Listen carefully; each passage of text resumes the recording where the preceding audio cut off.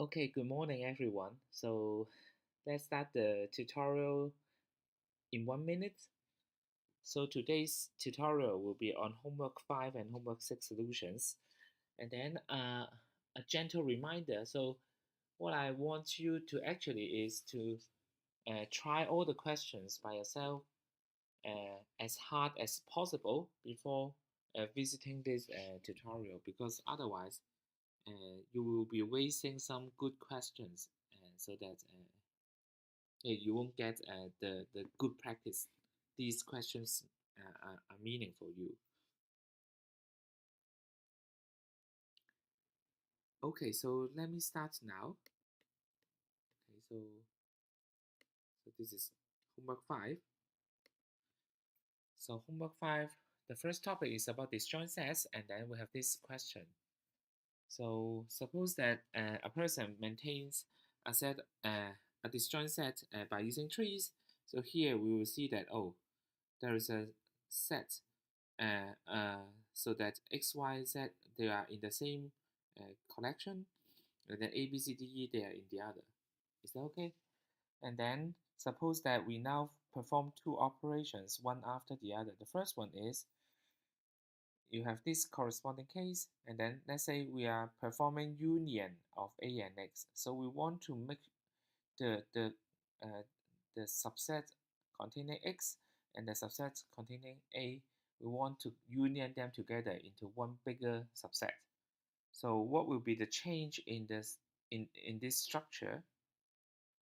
And after that, we perform y and find y. So we want to find out uh, what is the representative for y using this set of trees representation. We assume we are using union by size and path compression. So what will happen? Now, union by size is easy because we just count how many nodes here. There are 5 of them, and there are 3 of them. So when we perform union of a and x, we will make x, which is the root of a tree with smaller size, to be the child, while a, the root of the tree with the larger size, to be the parent. So we will get something like this. So this is what happens after the union of a and x. And then when we perform find y, we look for y and then go up, so that for all the nodes that are encountered along this path, each of them will be joining to the root directly after that. So this is what happens after the change. So this is find y. Okay, now a related problem is, this time suppose that we are using union by rank. So what will happen again after the operation of union ax and then find y? Now here we assume that union of rank, we have rank of x is greater than rank of a. It is possible, okay? So in such a case, x has a higher rank will become the root, while a has a smaller rank will become the child. So this is what happens after the union operation. And then for find y, we look at y and travel along the path from y to the root, and then again for each node that we encounter, we will join it directly to the root. Okay, but then there is no other root, so no other nodes. So we just do not change anything. So this is what happens after that. Okay, the second question is, suppose that we use a set of trees to maintain the union find data structure, and currently the whole tree has k edges. Okay, so there may be some isolated vertices, or there may be some different partitions, but then altogether there are k edges. And suppose that we are using the heuristic path compression for each operation.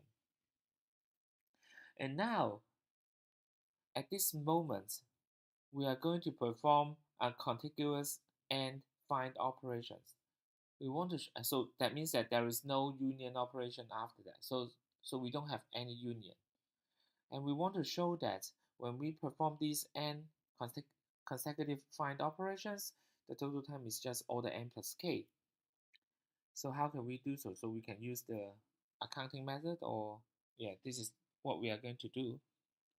First of all, let us define an edge to be a root edge if it is directly connected to some roots of a tree. So in this example, so let's say this example perhaps, this example, let's say this example, one, this is a root edge, this is a root edge, this is a root edge, this is a root edge. This is also a root edge, and then this is a non-root edge. Is that okay? So in this figure, we have 5 root edges and then 1 non-root edge. Okay, so we classify the edges into 2 types. Either they are root edge or non-root edge. Okay, and then what we are going to do here is that we are going to apply a counting method to bound the total cost. So at this moment, there are k edges, so no matter what happens, so we are going to give $1 to each non-root edge initially. So the total money that we have given out is at most k dollars. Now, recall that what we are going to do for find. When we perform a find operation, so for instance, when we want to do find B, something like this, we are going to look at B and then go along the path from B to the root, and then modify the tree afterwards if needed. So for instance, in this case, this B connects to A, connects to X, and then after that, B should be connected to X directly if we are performing find B. Is that okay? So in such a case, what will happen is that we will first travel some non-root edge, and then finally we will travel a single root edge in the end. Is that okay? So each find operation involves a couple of non-root edges at the beginning and then at most 1 root edge in the end. Okay? But then what will happen is that non-root edge will become root edge after this operation. So for find, okay, so we are accessing many non-root edge, but then all this accessing, the cost can be paid by the $1 that we have put on the edge. And notice that this non-root edge will become a root edge after that, so the $1 will not be needed any after that. So in total, no matter how many operations that we are going to perform afterwards, the total cost to access non-root edge is bounded by order of k. This is the initial money that we have paid. And then there are n operations. Each time we only access 1 root edge. So the total cost of accessing root edge is order n. In total, n operations has a total cost of order n plus k. Okay? Okay, now next, let's try some exercises on BFS and DFS. So in this question, we let T to be an undirected tree, and then we define the diameter of T to be the distance. So here we count the number of edges. Okay, the distance between the farthest 2 nodes in T. So there may be more than 1 pair of farthest nodes, but that's okay. So we can say that by saying the diameter of a tree is, let's say, 5, it means that there exist 2 nodes with distance 5 edges apart, and then for any 2 nodes, the distance between them is less than or equal to 5 edges. Is that okay? So the diameter means that we want to count the number of edges between the farthest 2 nodes. So in this problem, we want to find out how to compute the diameter in linear time. So we have 2 ideas. Okay, one idea is we can use dynamic programming. So first of all, we turn T into a rooted tree, and then we perform DFS on this tree T.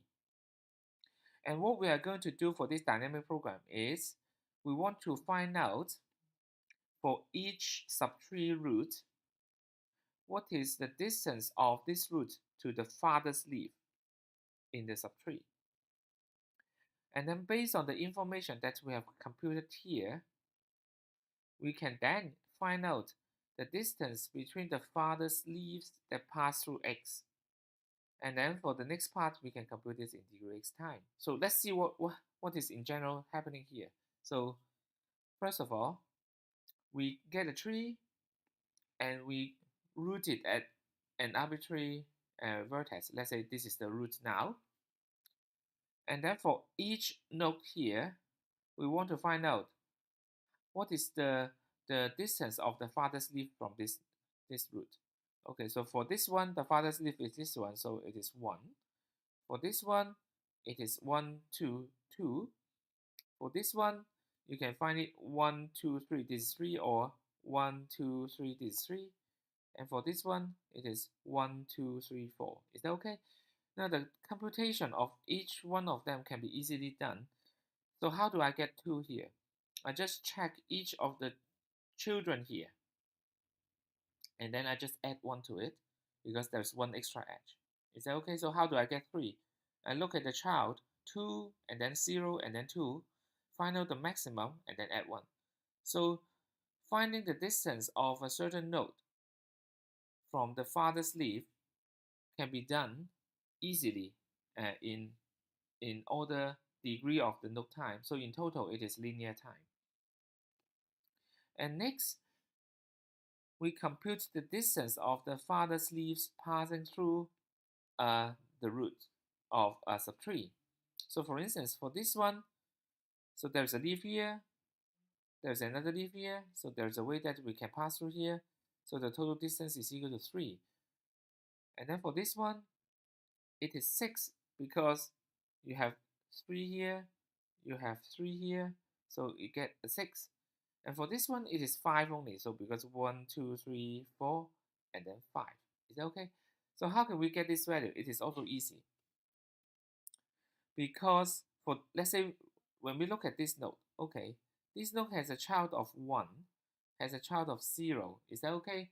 So we actually know that by taking the farthest leaf here with the farthest leaf here, then we have a path of length 1 plus 0 plus this edge plus this edge. So we are having 2 here. Add 3 here. So in that case, so that's why we can add number 3 here. And similarly, for this node, you have a child with 2, 0, and 2.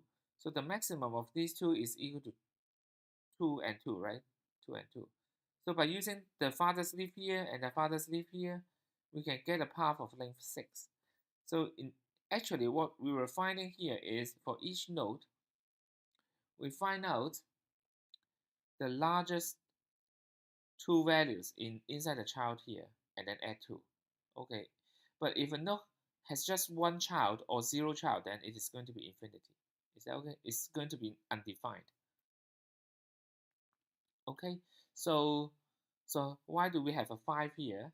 So 5 can be computed by, you have a 3, you have a 0, 3 plus 0 plus 1 plus 1 is equal to 5. So we get a 5 here. Okay, finally, we know what? We know that the farthest 2 nodes either is a node from the roots to the farthest leaf in the tree, or it could be some node that starts from a leaf, going to some subtree roots, and going to some other farthest leaf. Is that okay? So in such a case, we find out the maximum of all the numbers that we see here. This will be the diameter. Okay, so this is idea 1. So I have left out some of the details here so you can think about why it is going to be correct. Okay. Now the second idea is super interesting. We are going to use BFS 2 times, and then it will just work. So again, we are going to turn T to be a rooted tree, and then we perform BFS on T, starting from the root. Now, getting this, we can find out the farthest leaf from the root of T. And after that, so I will give you an example what we are actually doing. After that, we perform the second BFS now, but this time we do not start from the root of T, but we start from this Y. And from Y, we find out the farthest leaf, Z from Y. And then this Y and Z are going to be the farthest 2 nodes. So here, this is an example. We get a tree, we start from the root, we use BFS, we find out that this is a farthest leaf. So farthest leaf may not be unique. So this one could be, this one could also be. Is that okay? And after that, we perform DFS at BFS starting from this Y, and then we find out that this is the leaf that is farthest away from Y. And then we claim that Y and Z are going to be the two farthest nodes. Now, why does this algorithm work? This is somehow a kind of a greedy algorithm. We can claim that, okay, we can argue that leaf Y is always a good choice as one of the two nodes that are farthest apart. Okay, so I will leave this for you as an exercise. Okay, so you can use the standard cut and paste argument. So suppose that there are two nodes that are farthest apart. If Y is already one of them, that's good. So we are done. But if Y is not one of them, then there is a way to replace one of these nodes to be Y so that the distance between Y with the other node is as good as the original distance between the two nodes. Okay, so what does that mean? It means that, for instance, let's say there are two nodes X and Z that are super far away, but somehow by using the cut and paste argument, we can replace one of them, let's say X, so that the distance between X and Z is going to be the same or less than, okay, the distance between Y and Z, something like this. So Y will be a valid choice. So in that case, if Y is a good choice as one of the two nodes that are farthest apart, then to find the diameter, we simply perform the BFS based on Y as the source node. Okay. Now the second question is an important problem that can be solved by using DFS. So here we let G to be a connected undirected graph. We call a node V to be an articulation point. If removing the vertex V will make the graph disconnected. So articulation point is like the hinges on the door or whatever. So if you remove the hinges on the door will be separated from the building. Is that okay? So here articulation point. So let's see. We have an example. So the problem here is that how do we find out all the articulation points? Now, one idea that are described in the guided question in the assignment is like this. What we perform here is, because we are starting with the graph G, okay? So we perform the DFS on the graph and get the DFS tree T. So here, this is the graph, and then by performing DFS, we get the three edges. The solid edge are the three edges, and then there are some other edges that are remaining. So there are the dotted edges that we see, and then these are the back edges. So the original graph is containing all the nodes and all the solid edge and all the dotted edge. And then the solid edge is the edge that we are that we obtain after performing DFS. So this is the DFS tree. This node calls DFS of this one, and this node calls DFS of this one, and so on and so forth recursively. And then so each edge represents which node discover which node. Is that okay? So because the graph is undirected, then we just have back edges. There are no forward edge, there are no cross edge. So they are just back edges. Next, we will see that if the root node of this DFS tree, it has two children or more children, then if we remove this one, then we will see that the subtree here and the subtree here can no longer be connected to each other. So in that case, the graph will become disconnected if we remove the roots here. So in such a case, this root is an articulation point. So removing this will make the left side here disconnect with the right side here. So the only case that the root is not an articulation point is when the root has just one child. Okay, so this is the only case. Okay, next what we are going to do, so here, to determine whether the root is an articulation point is super easy. But in order to get a linear time algorithm, so we can repeat this for any node to be the root, and then we can check whether it is an articulation point. But then this is time consuming. So what we are going to do next is we are relying on the information from this DFS tree to help us to determine whether a node is an AP or not. So here, so the leaf nodes are okay. Whenever we remove a leaf, there's nothing below it. So when we remove a leaf, we just take away this node without taking any other, and all the edges join into it. But then it doesn't affect the remaining part of the graph, so that the graph is still connected. So in that case, we just need to check all the non-leaf nodes, like this one, this one, this one, this one, and this one. So all these are the non-leaf nodes.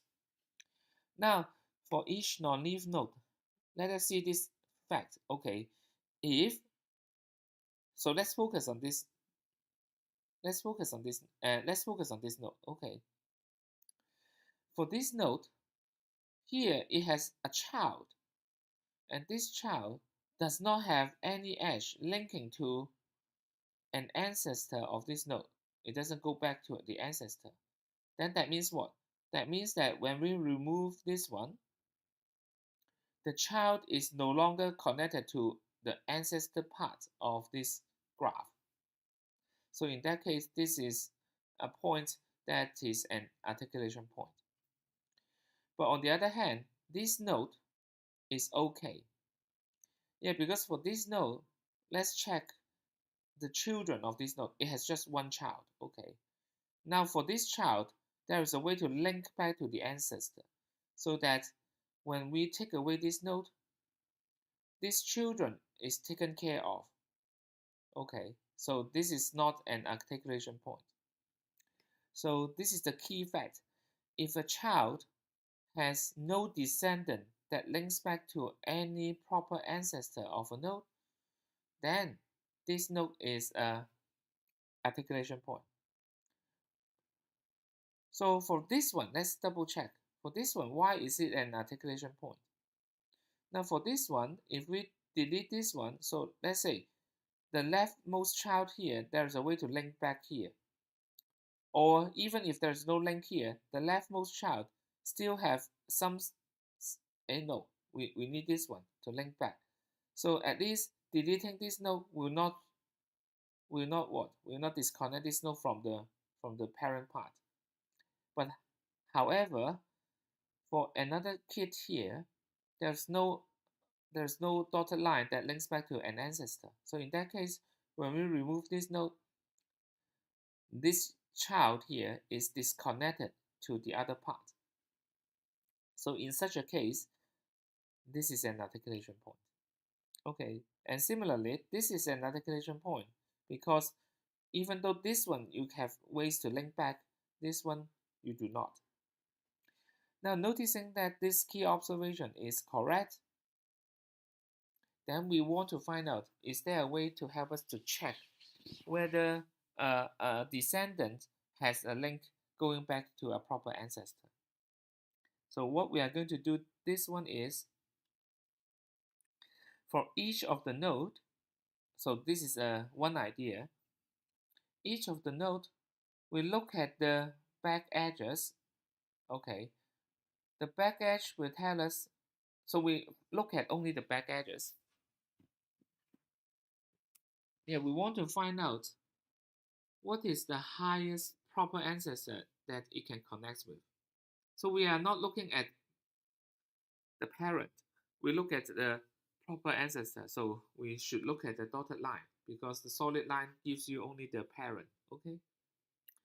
So for instance, this node, it has a link to the root. So the root has level 0. This node has a link to the child of the root. So it has level 1. This link level 2. This link level 2, and so on and so forth. So this one can be computed easily by having each node we remember what is the link, and then when we have a back edge, we see what is the what are the nodes that it can link back to, and then we set this to be the minimum value. So this can be done in linear time. And after that, we use the information, the green information here, to find out what? To find out the level of the highest ancestor that the descendants can connect with. So for instance, let's say this node here, so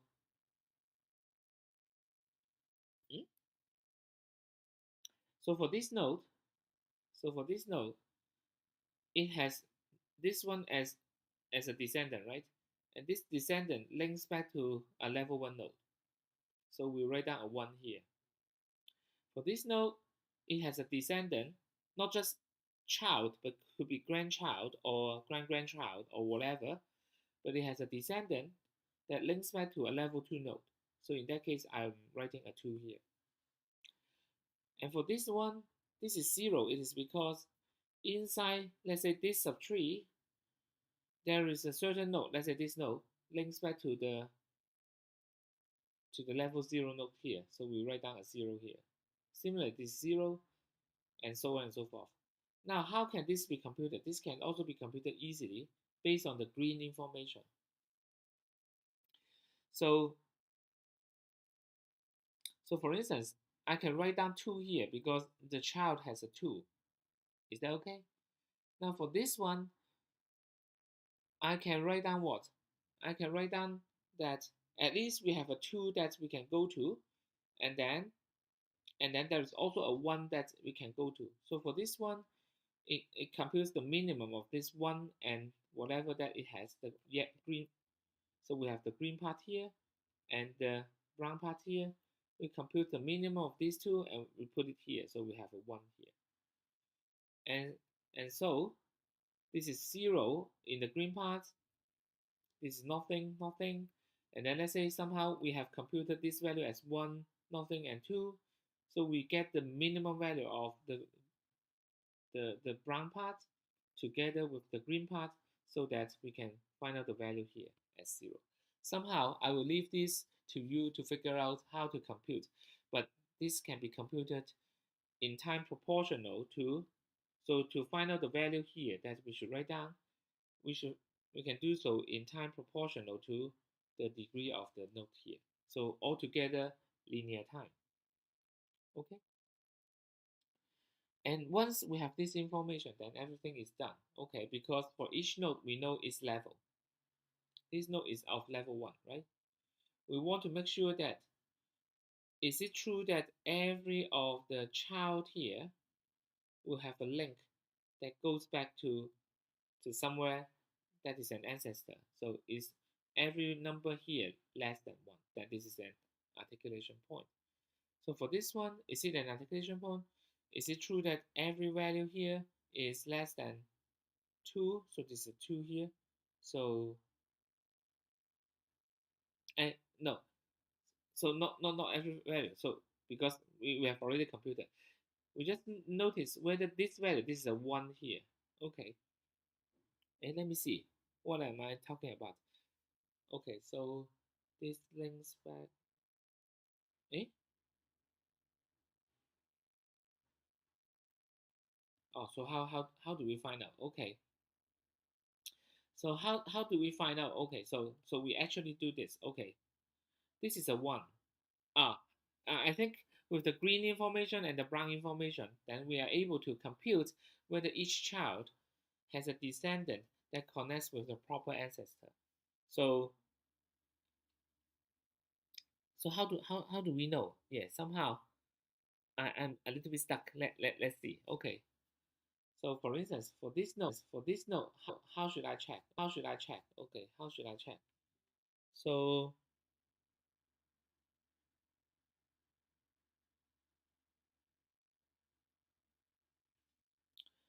for instance, the left child here,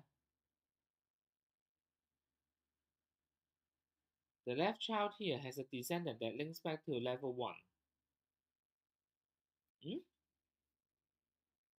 Oh, I think I need to update this a little bit. Okay, I need to update this a little bit. Maybe it's somehow a little bit wrong here, but somehow using this idea, excuse me. So I'm really sorry about the mistake here. So here we should include itself. Yeah, we should include itself, not just 0, 1, 2. Okay, we should include itself. So here, but then we can update with the okay. So here using so finds the highest ancestor is descendant or itself.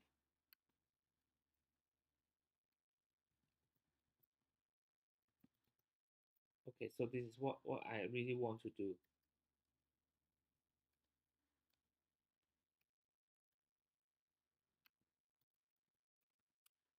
So let's do this together. Yeah, because this makes more sense. I'm really sorry for the mistake occurs.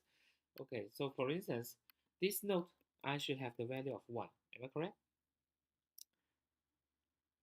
And no, I should have the value of 2 because it can link to a 2.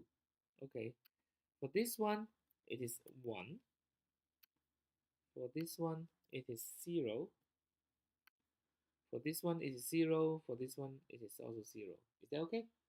So any node, we compute the minimum level of itself and or any of the descendant that can link to. So this is going to be 0, something like this. And for this one, this is going to be 2. It's going to be 2. This is going to be 2. And this is what I should do. Okay. So let me do the update here again. So this is going to be 2. This is going to be 1. This is going to be how come? This is going to be 0. And then we have also this one to be 2. I think, yeah, this is the update that we need.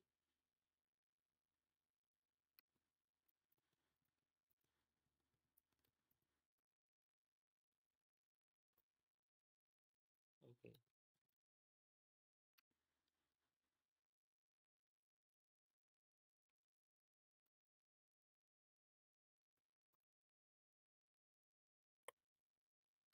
Okay, yeah.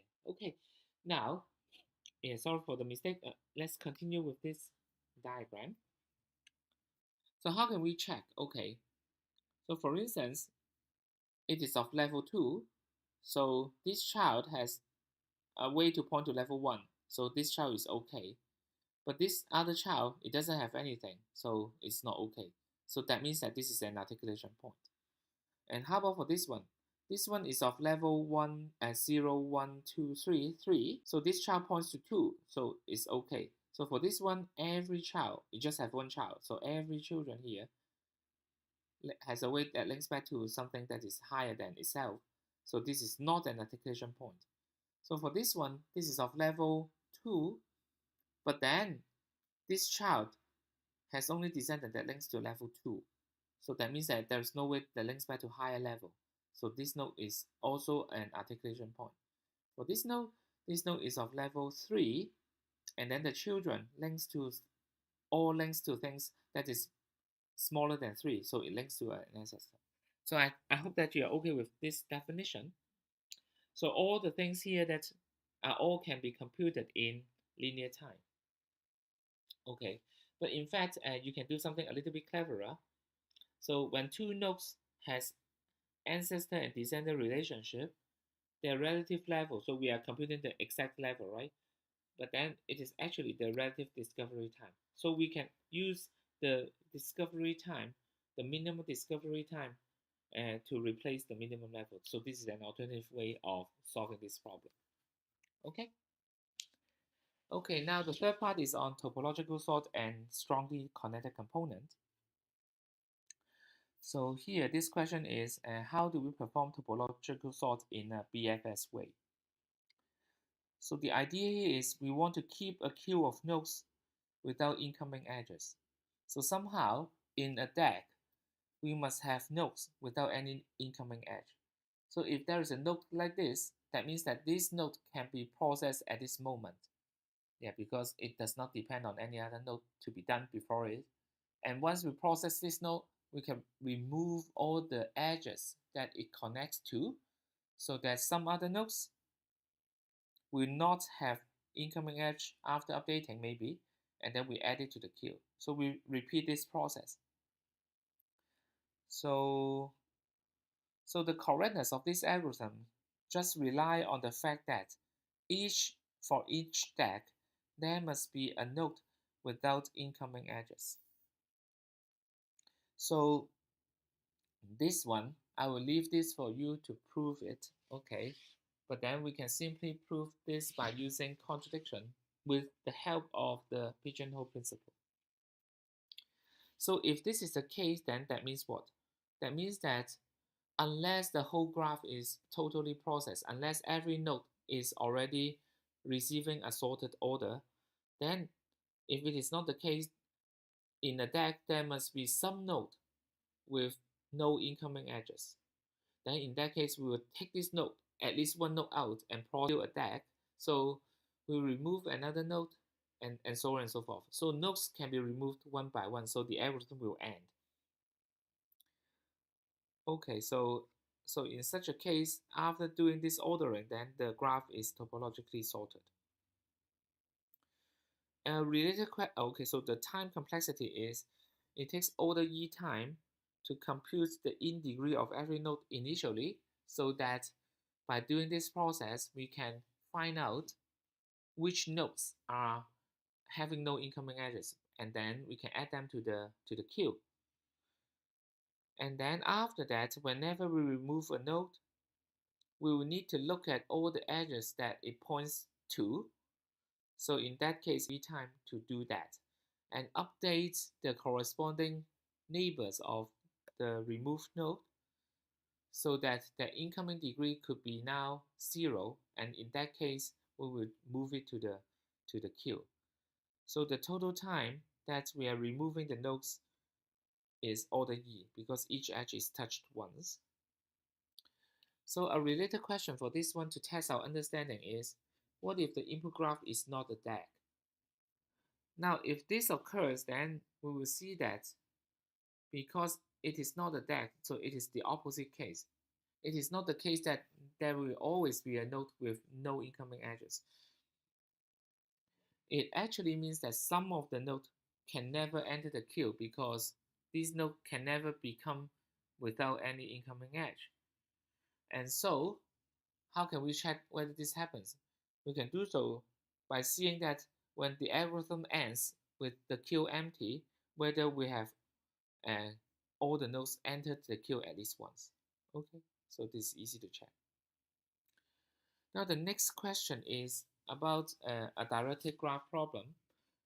We have G to be a directed graph, and then G is set to be semi-connected if for any two nodes U and V, either we can have a path from U to V, or a path from V to U, or we can have them both. Okay, so here this is not strongly connected, but somehow we can say it is. So I can reach you, you can reach me. But for semi-connected, we just require at least one of these relationship holds. Either I can reach you or you can reach me. That will be enough. Okay. So how can we check whether a graph is semi-connected? Okay. So there's a key observation.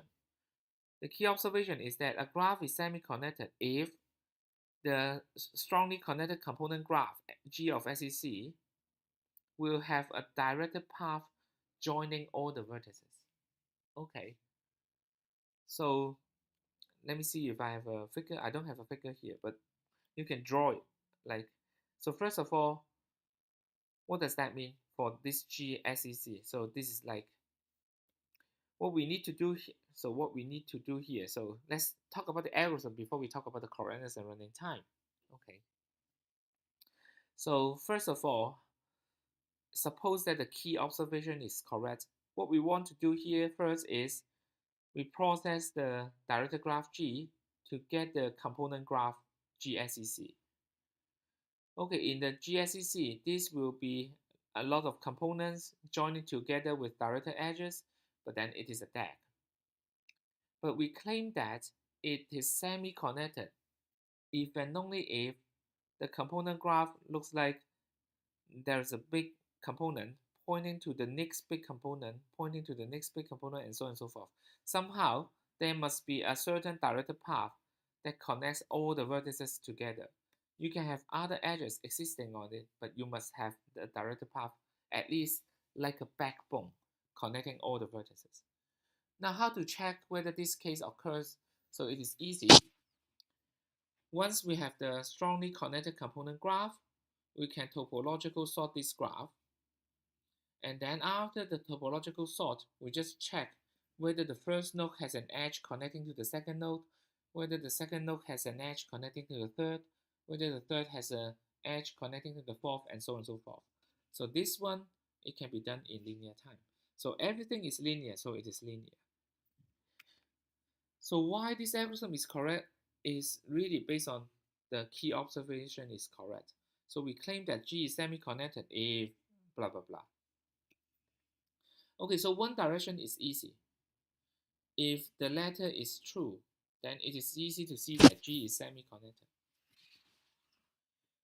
But on the other hand, if the second part is not true, that means what? That means that for some two nodes here in the graph, in the component graph, they do not, one cannot reach the other connected by a directed path. So in that case, at least one of them cannot reach the other. Actually, both of them cannot reach the other because they are not on the same directed path. So in such a case, a vertex inside one component cannot reach the vertex inside the other component and vice versa. So you can prove this by yourself. So briefly saying, one direction is easy. This follows from the definition. And the other direction is we can prove it by contradiction. Okay. So that's all for homework 5. Yeah, sorry for overrunning, but then let's spend some time on homework 6. Okay. Okay, now, so far so good, right? No question. Okay, so let's see homework 6. Homework 6, minimum spanning tree. So the first problem, we define something that is similar to a minimum spanning tree called the bottleneck spanning tree. Okay. So suppose that G is a connected edge-weighted graph. Now the bottleneck spanning tree of G is a spanning tree such that if we consider the edge weights of the edges that we are using, the maximum of it is trying to be smallest. Okay. So we are not focusing on the total weight of the edges that we use. We are focusing on the maximum edge weight that we are using. So we want to have this maximum edge weight to be as small as possible. Now, the first question here asks us, is an MST, the normal minimum spanning tree of the graph G, always a bottleneck spanning tree? Now, the answer for this one is yes. So we can prove this by contradiction. But on the other hand, is a bottleneck spanning tree always an MST? Now, this is not true. Okay, so for instance, let's look at these two cases. Both of these are bottleneck spanning tree because the maximum edge weight here, they are both 5, and 5 is the minimum possible to connect the graph here. But then they do not have the same weight, total weight. This one has total weight 11, but then this one has total weight a little bit more, like 13. Is it 13? Yeah, it looks like 13, right? So in fact, this one is a minimum spanning tree, but this one is not. So what does that mean? So the above implies that if we want to find the bottleneck spanning tree, one way is to use any MST algorithm because it is working. But on the other hand, we may be able to find a bottleneck spanning tree using some faster method. So because it is not the same as an MST, so sometimes we we have more flexibility. So in that case, we can have an easier time to search for the best solution. So how can we do this? So the question here is, can we find the bottleneck spanning tree in linear time? So we have this key observation. Now, if inside the graph, okay, let us focus on edges with the weights whose weight is smaller than some W. Okay, if we have edges with weights smaller than W, and then considering only those edges, still can connect all the nodes inside the graph, so the graph is still connected. Then what does that mean? It means that all the edges with weights greater than or equal to W, they are not needed to construct a bottleneck spanning tree. Yeah, because with this one true, it's already done.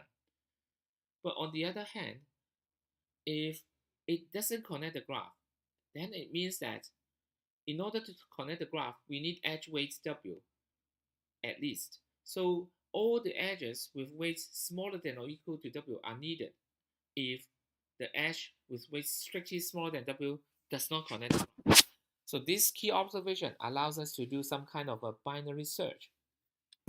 So what we are going to do here is we find the median weight W. So we collect all the edges and find out the median of the weights of these edges. So let's say there are 3 edges of 1, 1 edge of 2, 1 edge of 3, then the median is 1.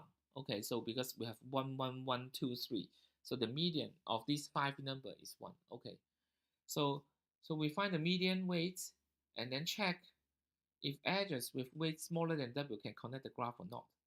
If this is the case, then we remove all the edges with weights greater than or equal to W. Is that okay? Otherwise, we will pick all the edges with weights smaller than or equal to W. And then these are now known to be edges that we can use and then they can connect.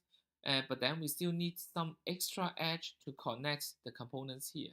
So in such a case, what we are going to do here is we are going to contract each of the components here. So we consider all the edges with weights smaller than or equal to W only. And now this forms a lot of component in the graph. So we contract each of the component into a node and obtain a new graph. Okay. So in such a case, either the graph will have edges removed or either the graph will have a lot of edges contracted. And in any case, we have a new graph. So we go to step 1 if the graph still has more than one node. So that means that we still do not determine all the edges in the bottleneck spanning tree. So this, in the end, okay, the W that we have that can connect all the nodes, the minimum W that can connect all the nodes will be the weight of the bottleneck spanning tree. So this can be computed in this way. So let's analyze the running time. So for this algorithm, each time we want to find out the median. So in order to find out the median, it takes all the E time. And then the contraction of the components just requires to do a BFS or a DFS of the graph. So it takes all the E time as well. Now after the first 2 steps, we can see that the total number of edges will drop by half. The reason is that in the first case, we remove at least half the number of edges, and in the second case, we contract at least half of the edges so that only half of the edge can be remaining. So in any case, after step 1 and step 2, E will drop by half. So here, that's why we choose W as the median weight. So in total, the total running time is E for the first round, but after that, the number of edges drops, so the next time we take E over 2, and then next we take E over 4, and so on and so forth. So in the end, it is all the E time. Okay? So we have a clever way to do the binary search on the maximum edge weight that can connect the graph. Okay? Now the second question here is that this time G is a node-weighted graph, okay, a connected node-weighted graph, and we assume that the nodes has non-negative edge weights. and we want to find the spanning tree of T such that this value is minimized. So here, basically, if we use any edge that connects to V, you will need to pay a cost of the node of V there. So let's see an example. So for instance, let's say this is a graph G, and let's say this is a certain tree T. So this T, excuse me, my I'm running out of battery, so let me quickly get some cable for this one. Give me a second.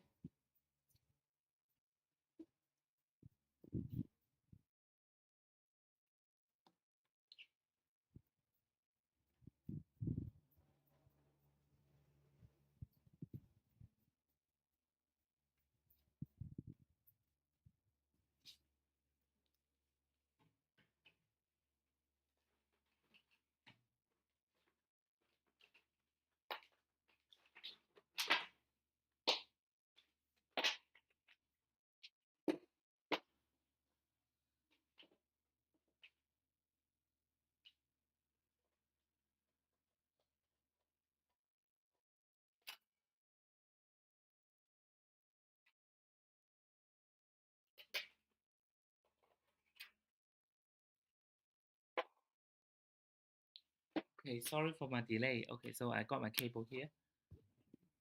Okay, now, so for instance, in this graph, let's say we use this tree as a spanning tree. So how good is this spanning tree? So we compute the weight of this spanning tree by, like, because we are using this edge, it connects to this green node. So this the weight of this node is 1, so 1 needs to be multiplied by 1. And then we have these two edges connecting to this node. This node has weight 2, so this orange weight has to be multiplied with 2. So 2 times 2. Also 3 times 2, and then 5 times 2, and then 2 times 1. Is that okay? So whenever we are using an edge, if it connects to a certain node V, the weight of V is counted once. Okay. So we want to find out a spanning tree such that the weight computed in this way has the minimum weight. Okay, so how can we do so? So how to solve the problem? Okay, so the key observation here is that whenever we use a certain edge UV, then we are going to pay for W of U plus W of V cost. Is that okay? So for instance, we are using this one. We are paying 1 plus 2 here. 1 plus 2. So when we are using this edge, we are playing 2 plus 3. Is that okay? So if you do things like this, then suddenly we can transform the graph G. This is a node-weighted graph into an edge-weighted graph, such that we now give out the cost by including this edge, the cost by using this edge, the cost by using this edge, and so on and so forth. So how do we compute this value? This value is simply the weight of the source node and the weight of the two endpoints. So we have this one. And then we want to find out what? Use the edges so that the total cost is minimized. So this is the minimum span tree problem on this graph. Okay, so this is easy. So the running time is the same as the MST problem because we are solving exactly the same problem. Okay, and now we are left with the last topic, the single source shortest path problem. So the first question here is, suppose that we have a deck and that S is a source vertex. We want to count the number of paths from S to any vertex. So how can we do so? So this is not the shortest path, but this is the number of paths. But we can do so using a similar idea as we solve for the single source shortest path on deck. So what we can do here is that we perform topological sort and then dynamic programming. So this is the algorithm. Okay, so what we can do here is, first of all, we topological sort on G, and then initially we do some setup. Okay, so for each vertex of V, initially we set the number of paths from S to V is equal to 0. Initially, we don't know anything, so we set it to be 0. Okay, but then for source S, we set the number of paths, this is S, sorry, is equal to 1. And then what we are going to do next is we are processing the vertices in topological sort order one by one. And then when we process the vertex V, we look at what are the neighbors of V on the left-hand side. What are the in-neighbor of V? For each in-neighbor, we are going to add up. Okay, so we are going to increase the number of paths from source to V by the number of paths from source to U. So this is some kind of a relaxed operation, but in the reverse direction. Okay. So let's see an example. So this will be clear to you now. So we process the nodes one by one. Let's say this is the source node, but then all the nodes before S, it is always staying 0 because they are not connected from S in any way, but S is 1 initially, so it is 1. Now the next part is we want to process this node in the topological sort order. So how many paths are there? We count how many ways are there to have things from the left-hand side going into it. So the only way that can come to this node is from S. So S has one way, so this has also one way. Is that okay?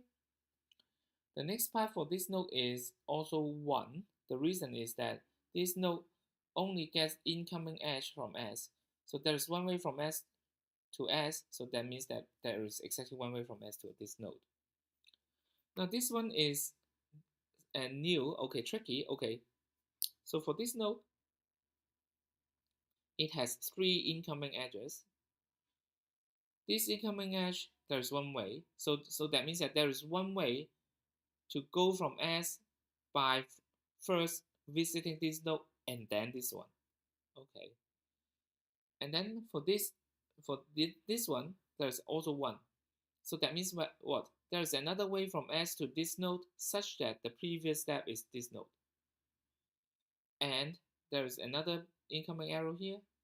So this is a 1. So this one is there's one way from S to this one such that the previous. So we add up the values here. So we now get 3 here. There's 3 paths here. Now how do I get this one? This one has 2 incoming arrows. We look at this one. We look at this one. We add them up together. So it is a 4. And this one has 1 incoming arrow. So it is a 4. So it is still a 4. So that's easy. So the correctness of this one is simply by dynamic programming. You can see that whenever a node has whenever there is a path that goes to a certain node V, it must go through one of the neighbor U of V as the previous step. Okay, so in that case, the formula here that we are computing is correct. So the correctness of this algorithm is guaranteed, and the running time topological sort takes linear time, and then after that the dynamic programming here visits each edge once, so it is order E time. So again, everything is linear. So I will let you figure out how to fill out the details, so you can convince yourself that everything is linear. Okay, now the second question turns out to be the hardest one here. So this time we have an edge-weighted graph, and then it is known that edge weights are integers chosen from 1, 2, 3 up to W. And then how do we solve this single source shortest path problem in W times V plus E time? So the key idea here is that all the shortest distance are integers, and they are having values of 1, 2, 3 up to W times V. Of course, apart from the source. Source node has shortest distance to be 0. Is that okay? Yeah, because each edge is up. So actually not W times V, actually W times bracket of V minus 1, but it is like the order, okay? So what we are going to do here is we are applying this algorithm called Dial's algorithm, so proposed by the computer scientist Dial, okay? So instead, we are here going to solve a more general problem. Suppose that we know all the shortest distances are integers, and then each of these shortest distance does not exceed a certain value big X. And then our question here is, how do we solve the single source shortest path problem in order X plus E time? So if this is correct, then this is correct. Yeah, because the maximum value here is WV. Is that okay? So how do we solve this? So the idea here is that we are going to maintain X plus 1 list, let's call them L0, L1 up to Lx, such that a particular list, let's say Lk, we will keep all the vertices such that there is a way from the source to that vertex using distance k. Okay. So initially we will put S, the source node S, to L0. Is that okay? This list maintains those vertices such that there is a way to go from S to that node using a certain distance. Okay. And after that, so we will have an example soon, but you will see very intuitive. So the next part here is we are going to process the list one by one. And then starting from L0 and then L1 and then L2 up to Lx. Okay. And then for each of the unvisited vertex V that we see, if V is unvisited, so in that case, this is going to be the first time that we see V. That means that for all the previous lists, you don't see V. So that means that distance of V, the shortest distance of source to V, will be equal to K because it is now in Lk. This is the first time that we see V. Okay, so the shortest distance will be equal to K. And once the shortest distance of V is determined, then we do the same thing as Dijkstra algorithm. We are going to relax all the neighbors of V. And when we relax the neighbor, we will put the neighbor into the corresponding list. So let's see an example of what we are going to do. Okay. So initially, we have, let's say this is the running graph we have. So initially, this S is the only node that has distance 0. So we are going to put S into L0 here. Okay, so perhaps more.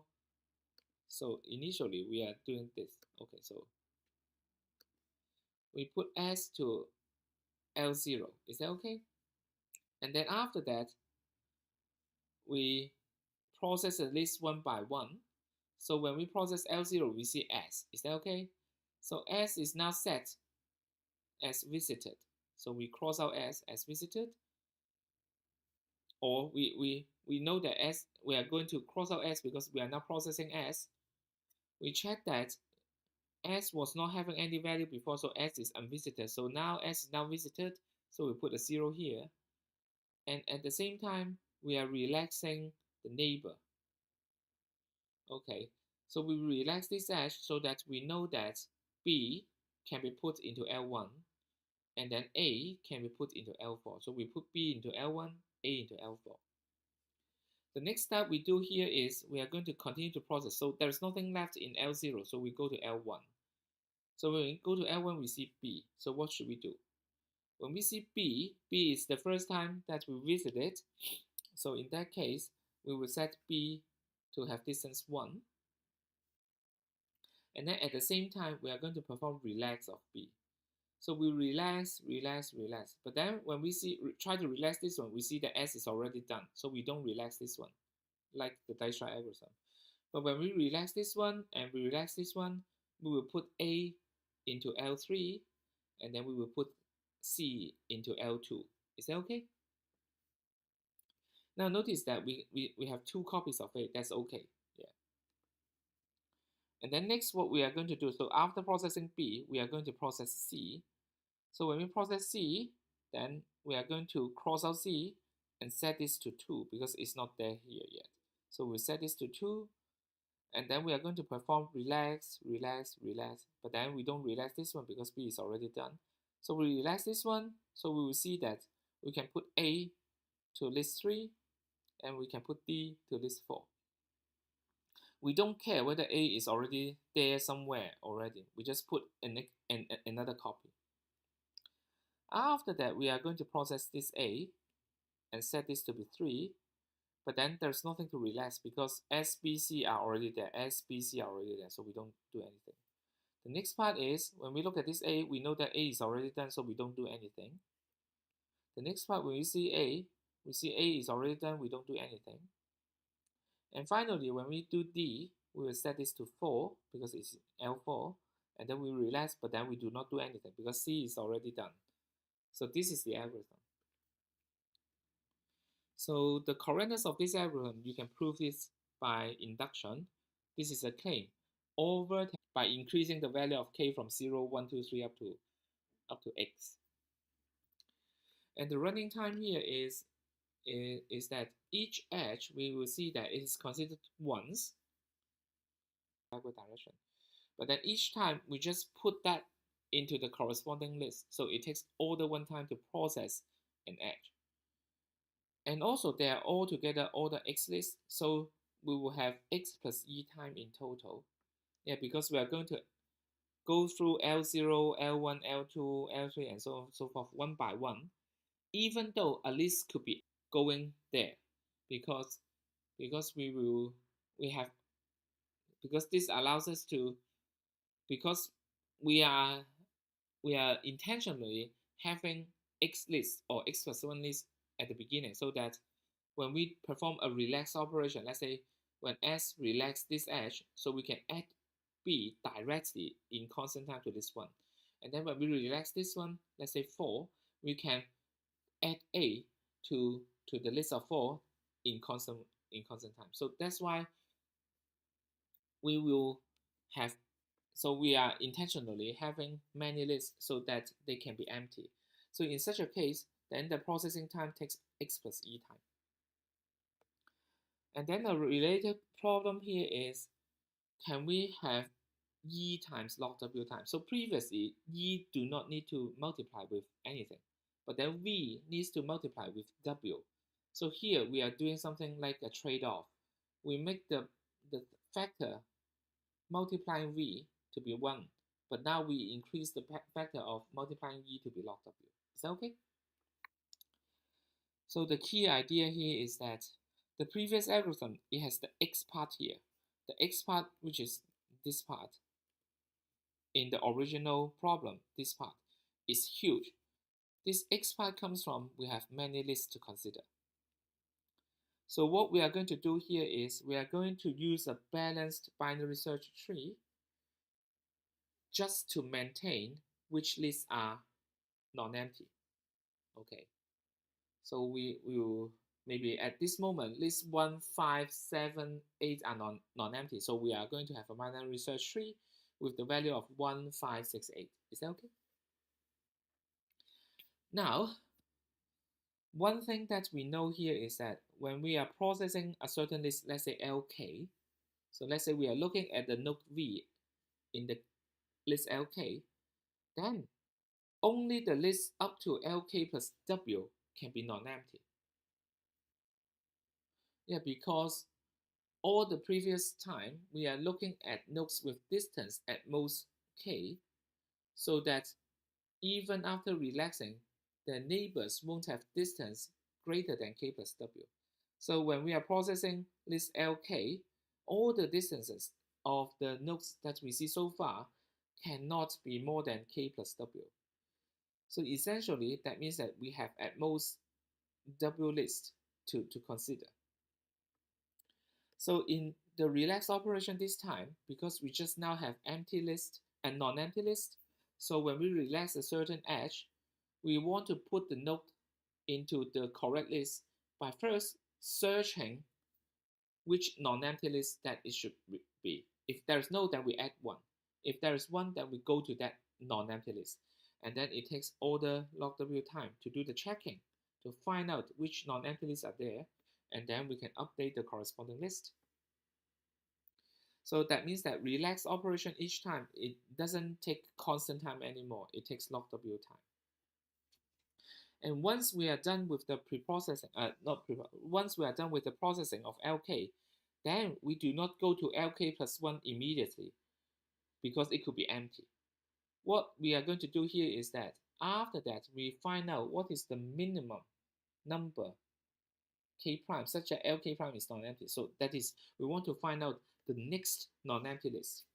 And the next non-empty list can be found out in order log W time because there are W lists that could be non-empty. So in summary, the running time is we are performing order E relax operation. So in total, E log W time. And then because we are adding, for each edge, we are adding a certain node in, in the list. So altogether, their order E lists can be non-empty throughout the whole algorithm. And then why do we want to compute this order E? Because this order E list means that we are going to call at most order E time to find the next non-empty list. Okay, so finding the next non-empty list total time is also E log W. So in total, relax and next non-empty takes E log W, so the total time is E log W. Okay, finally, this is an easy question. This is about Bellman-Ford error. So this time, suppose that we have an edge-weighted graph, and then these edge weights could be negative, okay? But at least somehow we know that the graph doesn't have any negative cycle, so there is no negative cycle. The question here says that suppose that every shortest path from the source S, okay, to a node takes at most m edges. But then this m is not known. So suppose that a genius friend, okay, know this m, but then we do not know, okay. Our target here is, can we run Bellman-Ford faster? So this is going to be a practical heuristic. So that, okay, let me just tell you the idea. The idea is super simple. So what we are going to do here is that we run Bellman-Ford. Each time we check whether some of the nodes have their distance updated. If there is no update in a certain round of relax all, then we are done. Okay, so we see that the number of rounds is at most n plus 1. Okay. Yeah, because after m rounds,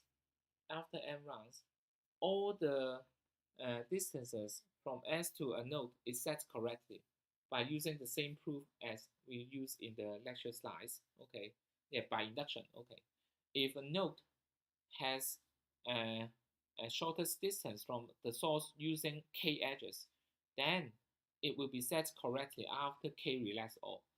And then here we have this assumption that it takes at most m edges in the shortest path, so that after m relax all the distances are set correctly. And if the distances are set correctly, then it will never change in the further rounds. So in that case, the number of rounds that we need to find out that there are no updates is n plus 1 at most. We could be lucky. We could be doing things very quickly in perhaps one round. Maybe we are doing super quickly, but then in the worst case, n plus 1 round is needed. And then each round, we are relaxing all. We look at all the edges, so the m rounds, m e time. Okay, so that's all.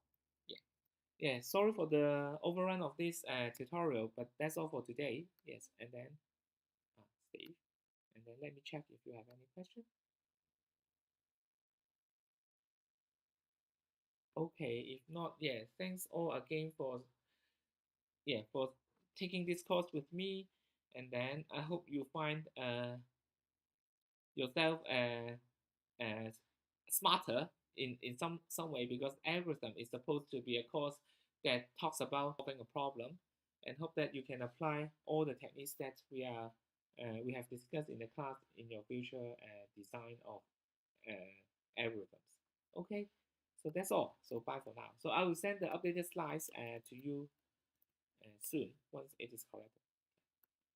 Okay, remember to take the exam next week. Thanks